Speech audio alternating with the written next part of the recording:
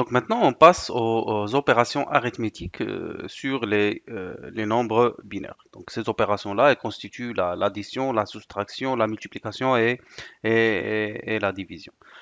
Donc, généralement, nous, on est habitué à faire des opérations arithmétiques sur des nombres décimales, c'est-à-dire des nombres en base de 10.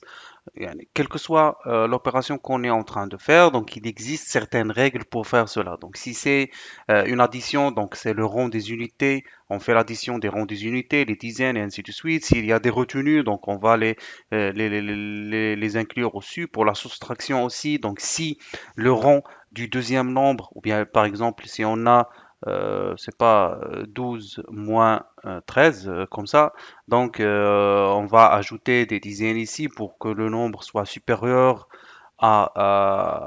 au rang qui est du deuxième nombre et par la suite faire l'opération. Et ainsi de suite. Donc, il existe certaines règles en base 10 qu'on a pu apprendre et qu'on applique d'une manière et qu'on applique inconsciemment sans même pouvoir penser aux étapes qu'on devait faire. Par exemple, si on a cette opération de multiplication, alors la multiplication de deux nombres, l'idée ou bien la règle veut que on doit prendre le deuxième nombre et faire la multiplication de ces unités par tous les unités ou bien les opérations du rang, yani le premier rang qu'on va prendre, que ce soit l'unité dizaine, par tous les rangs du premier nombre et ainsi de suite. Et par la suite, on va faire la somme. Donc généralement, ça sera 4 fois 2 qui est égal à 8. Par la suite, on fera 4 fois 1 qui est égal à 4. Et c'est comme ça, on a 48 pour la première opération de multiplication. Et par la suite, on passe au deuxième rang, vu que pour le premier nombre, on n'a que deux rangs, l'unité et les dizaines. Si on avait les centaines, donc alors on devait calculer le 4 fois le nombre qui est dans le row, dans la centaine, mais maintenant on se limite à juste à deux rangs.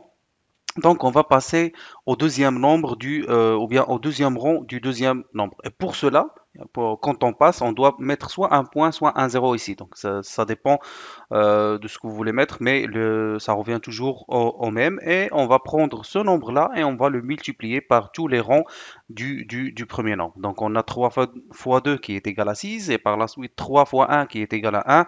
Et finalement, on fera une opération d'addition. C'est-à-dire, on a 8 plus 0, c'est 8. 6 plus 4, c'est 10. Donc, on va écrire 0 et la retenue, c'est 1. Et 3 plus 1, donc, c'est 4. Généralement, ça, c'est l'opération qu'on fait pour calculer la multiplication ici. Donc, on a eu la multiplication et l'addition de deux nombres en décimale. Donc, en binaire, à peu près, c'est le même principe. Notez bien que pour le décimal, yani, les chiffres de base sont de 0 à 9. Et si on a une opération, par exemple, d'addition où les deux nombres, par exemple a plus b, que ce soit la valeur de a c'est 7 et la valeur de b c'est 4, où on va dépasser les 9, donc on va prendre juste la partie des unités et pour la partie des dizaines, on va la prendre, on va la considérer comme retenue. Donc généralement en binaire, on a 0 plus 0, donc ça va donner 0, donc ça c'est normal. 0 plus 1 qui est égal à 1 plus 0 est égal à 1. Et finalement, on a le 1 plus 1 qui est égal à 0 et la retenue est 1. Donc si vous voulez, 1 plus 1 en binaire, c'est équivalent à 9 plus 9 en décimale, parce que 9 est le dernier numéro en décimale et le 1 est le dernier numéro en binaire. Et vu qu'en binaire, on n'a que des 0 et des 1, donc 1 plus 1, normalement en décimale, ça est égal à 2, mais le 2 n'existe pas vraiment en binaire, comme le 18. 18 en tant que chiffre, yani en tant que chiffre, c'est-à-dire chiffre complet, n'existe pas en décimale. C'est-à-dire ici, donc ça, c'est un chiffre composé, il y a une partie des unités et une partie des dizaines. C'est-à-dire que 9 plus 9, on va dire que c'est 8 et la retenue c'est 1. C'est à peu près le même principe en binaire. Donc 1 plus 1, donc le résultat c'est 0 et la retenue c'est 1. Donc par exemple, si on a le nombre binaire 1, 0 plus 1, 1, donc l'opération sera comme suit. Donc on prendra, pour les opérations d'addition, on prendra le rang de chaque nombre et on fera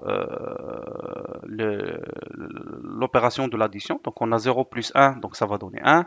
1 plus 1, ça va donner 0 et la retenue c'est 1. Et finalement, on a la retenue, donc 1 plus 0, donc ça va donner 1. Et notez bien que 1, 0 plus 1, 1, ça donne 101 en binaire.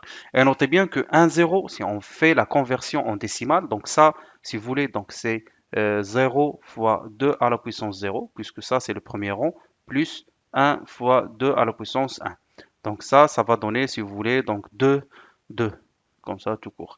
Et par la suite, le 1, 1, donc on a le premier 1, 1 fois 2 à la puissance 0, plus 1 fois 2 à la puissance 1, qui est égal à 2 plus 1, ça va donner 3. Et 3 plus 2, donc généralement si on fait l'opération en décimale, donc ça va donner 5. Et si vous voulez, donc on va un petit peu juste traduire le résultat qu'on a eu en décimale, donc juste pour voir si c'est vraiment 5. Donc on a le premier 1, donc ça sera 1 fois 2 à la puissance 0, plus le deuxième 0, c'est 0 fois 2 à la puissance 1, et finalement plus 1 fois 2 à la puissance 2. Ça, il est égal à, donc ça, c'est 1, 2 à la puissance 0, c'est 1, donc 1 fois 1, ça va donner 1, 0 fois quelque chose, donc ça va être 0, et finalement, on a 1 fois 2 à la puissance 2 qui est égal à 4, donc 4 plus 1 qui est égal à 5.